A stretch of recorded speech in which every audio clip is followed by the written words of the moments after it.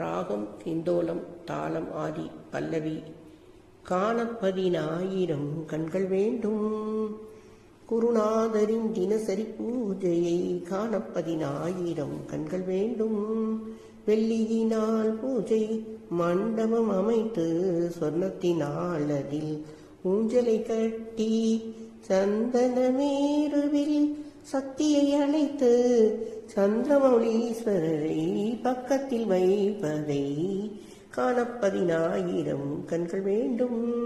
வேதத்தின் ஒளியுடன் வேதியர் கூட்டம், பாதத்தை நாடி வந்த பக்தர்கள் கூட்டம், சீலமுள்ள தெய்வம் சிவகோலம் கொண்டு பாலபிஷேகத்தை பாங்குடன் செய்வதை காண 10,000 கண்கள் வேண்டும். மாணிக்கம் வைரம் மரகதம் இழைத்து உடமிட்ட பொன்னால் பூஜனங்கள் பூட்டி, மஞ்சள் குங்குமம் மனமுள்ள மலர்கள் அச்சதை கொண்டு அர்ச்சிக்கும் அழகை காண 10,000 கண்கள் வேண்டும்.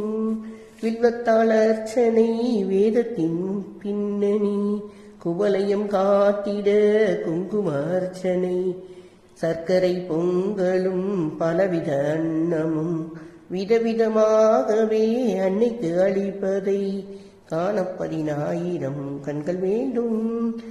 தீங்கையெல்லாம் களைய தீபத்தின் அடுக்குகள், கற்பூர ஆரத்தி மங்கள தீபங்கள், ஓம் ஓம் எனவே மணிகள் ஒளித்திட சங்கத்தின் நாதமே பூம்பூம் என்பதை காண 10,000 கண்கள் வேண்டும்.